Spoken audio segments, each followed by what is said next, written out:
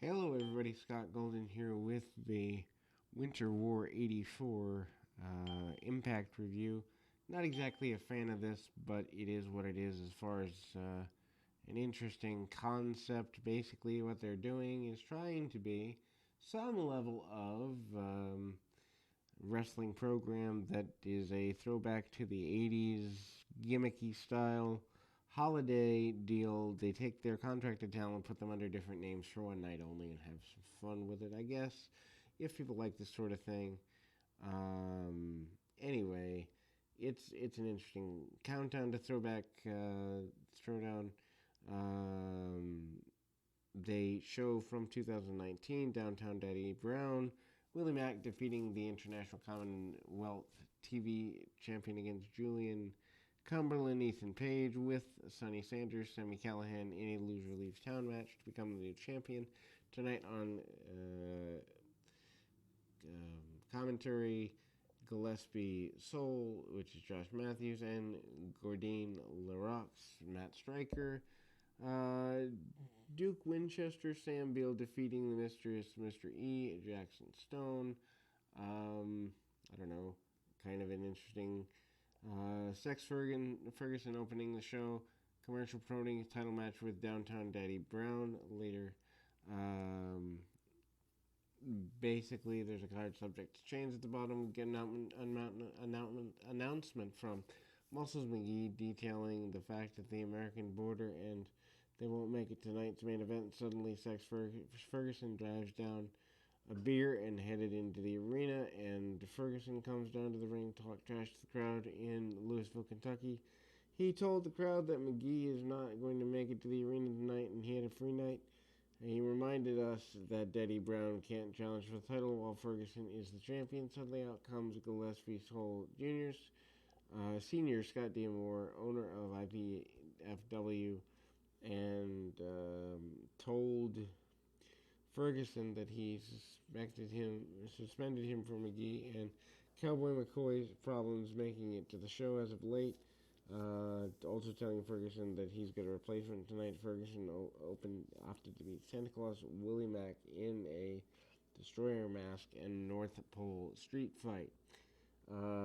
Chad Too Bad Carl Anderson defeats Building Trey Miguel. Match starts from bad in control, getting early in the submissions and pin attempts. Smashes head to corner and played the crowd a bit too much, and Bill Ding dodges and hits a final attack. Ding then goes for a quick roll up with feet on the ropes for a 2 count and goes for a sleeper, but Bad survives and counters into a second rope jump and then starts to come back. Bad uses his martial arts proficiency to his advantage here. Ding also includes a low blow behind the referee's back for a near fall. Ding also once again goes for the roll up with feet on the ropes, but the referee catches him. He then hits a big lariat for another 2 count. Ding then goes to second rope senton, but Bad moves out of the way and hits the atomic drop and running splash for the win. We see music video for Rhythm Warriors Keep On Walking. Rhythm Warriors, Mikey Singer, Action Mike Jackson, and Johnny Swinger defeats Sunday Morning Express, Ace Reporter, and Editor-in-Chief Chris Sabin. Anyway, before the match, Sabin cuts a promo on the Rhythm Warriors saying these young guys are out here partying all night, and Sunday Morning Express teaches them a lesson. Sunday Morning Express jumps the Warriors to start the match, but after some interesting moves, diving through the ropes, the Warriors gain control of the match. Singer then lost his wig, and they had to acknowledge that he's indeed old. Singer did the old school spot and calling it the current school rope walk on both of these matches. Singer looks decent enough, and Dexter Prescott interviewed Santa Claus. Prescott seems to recognize him, but they don't discuss that much further. Frank the Butcher, Rhino defeats R.I.P. Razor, Ace Austin with Rusty Icon, GM Miller. Razor starts the match controlling, attacking Butcher in the corner, and Butcher tries to make a comeback. Razor then hid behind Rusty Iron. Razor then tackles Butcher into clotheslining the ring post, and ultimately back in the ring, Butcher makes a comeback and hits Razor, tries to use a spike neck gear to attack him, but the referee takes the spikes away. Razor low blows Butcher, who is distracted. Butcher then finally makes a comeback and chops Razor over and over, hitting a clothesline for the win. After the match, Rusty Iron confronts Butcher, who threatens to chop her. Razor sneaks in behind Butcher and slits his throat. Razor takes Butcher away, bleeding. Butcher is an interesting concept. Anyway, Prescott has microphone problems and didn't know they were shot as part of things. Technology has come a long way since 1984. Prescott introduces the former Rough Riders member Georgia Cobb, which is Jordana Grace. Asks her about her match tonight with Lady Johnson and her former stablemate. Cobb blames Ladybird for killing Rough Riders and couldn't forgive her for taking things out. Georgia Cobb defeats Ladybird Johnson.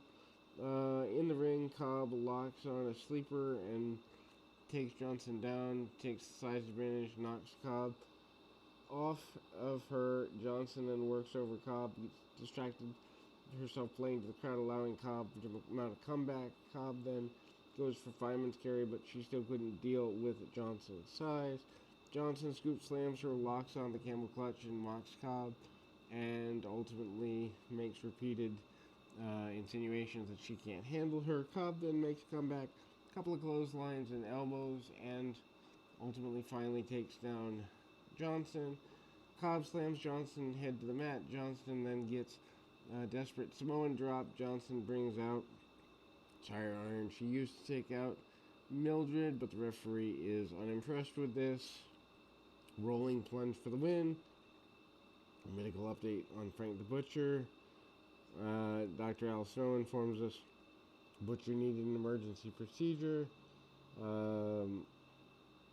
Skull Sr. wants him out of the arena before he died.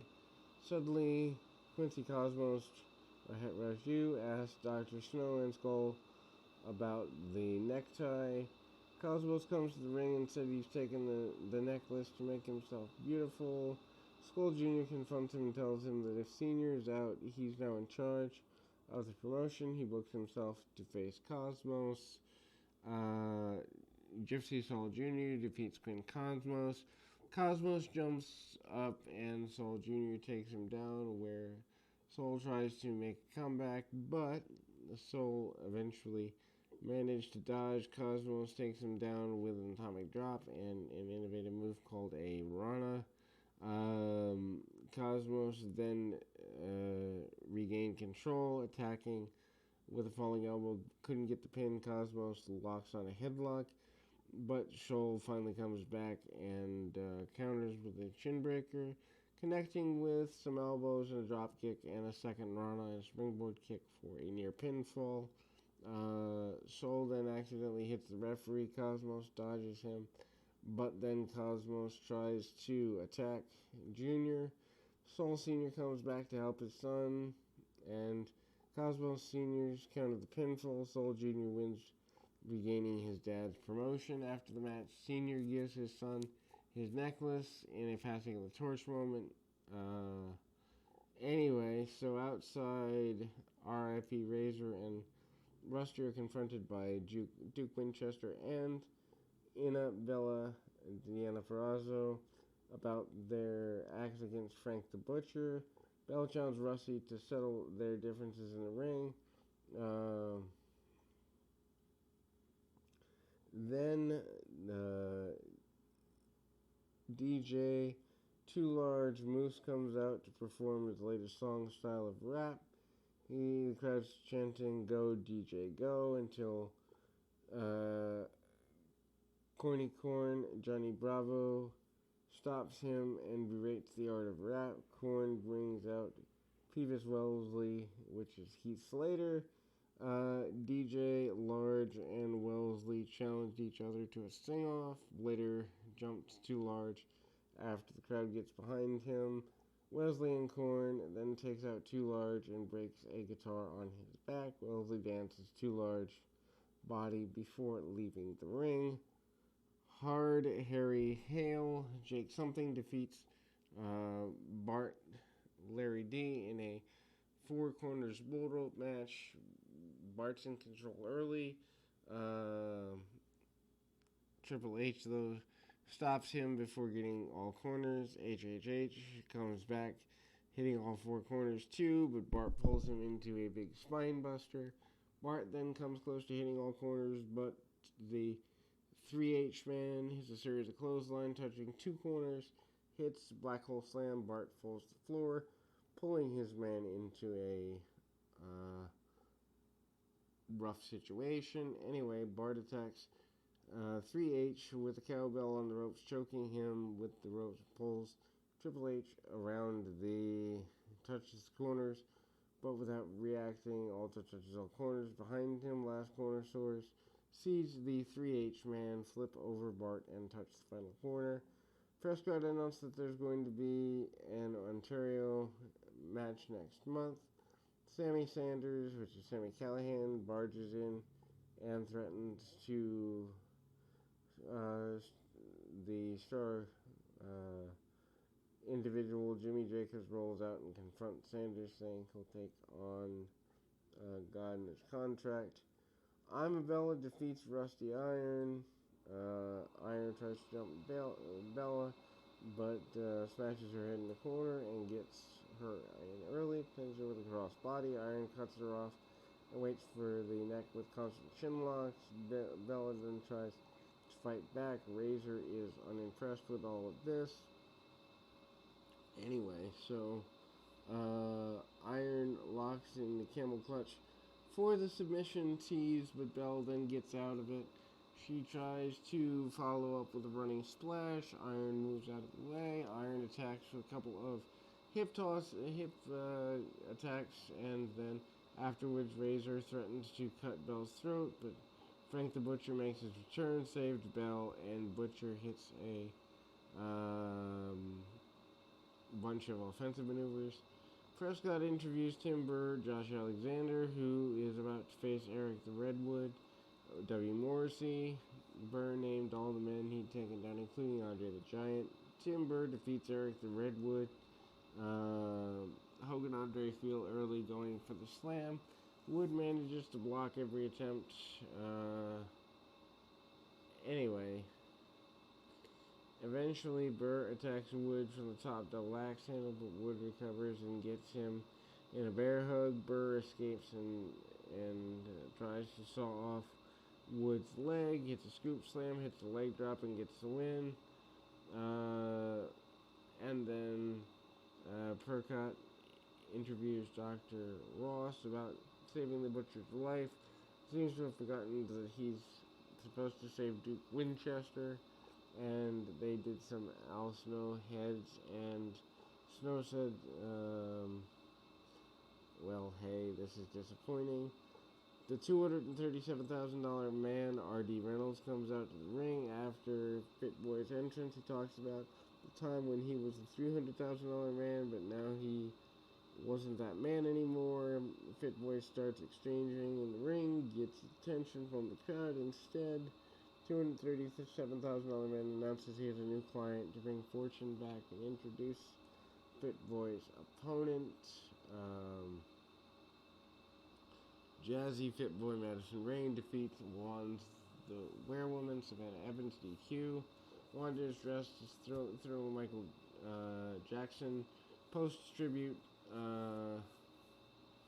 Anyway, so Fit Boy mollects Wanda before the match, tries to get her to do the Thriller dance, but that doesn't happen. Fit Boy then tries to make a comeback, but Wanda gets her in the claw. Fit Boy uses aerobics to power up and dodge all of the Wanda attacks, but then lands an Integrated Bulldog, taking Wanda down. Fit Boy then comes caught the $237,000 man, trying to attack, but then that's enough. Another injured wrestler tonight, Dr. Snow and Ross can't catch a break. Prescott defeats G.I. Broski, Matt Cardona, and Brian Boone Crunching, Brian Myers, collectively known as Stomp in Paradise. They talk about going against the Russians and how they tried to ruin the Summer Olympics games. They depicted the match, and they come into kind of a Bruce Springsteen knockoff. Stomp in Paradise, G.I. Broski and Brian Bourne.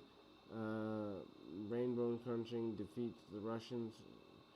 Seidel the Severian, Madman Fulton, and Starland Strangler, Tony Gunn. Stomp has some new gear for the show. Anyway, match starts with Broski and Crunching dominating over Strangler, but Sturgill gets tagged in, cut off. Crunching then takes out the ring. The Russians then work over Crunching until he outsmarted them, and Sturgill then takes Stragger's running. Broski then comes back with a hot tag, takes down Sterling, a couple of clotheslines, and stomps in the corner, following with a running boot from the 2 count. Sturgill then helps Sterling cut off Broski, and there's a big near fall side Russian leg sweep. Sturgill then comes off with the leg drop, but Broski dodges and hits Crunchling. Crunchling comes, slams Sterling into the spinebuster for a near fall, comes with a sunset flip for another near fall, hits a double team move, and Broski gets the win. Stomp in Paradise celebrates drinking Blue Ribbon beer. Petrol interviews Sex Ferguson, talking trash about Santa Claus, claiming it was Daddy Brown in costume. Santa Claus defeats the International Commonwealth TV champion Sex Ferguson in the North Pole street fight, becoming the new champion. Santa starts the match with the upper hand. Ferguson relies on cheap tricks and pulls at and pokes at Santa's eye. Match spills to the floor. Santa regains momentum using some of the weapons Ferguson had brought out. Santa pulled the unicorn mask on and then rode him before a low drop kick to the head. Once again on the floor, Ferguson pokes Santa's eye and catches Santa in the ropes between the legs, and then Ferguson takes off his book and tries to use it like he did against Downtown Daddy Brown.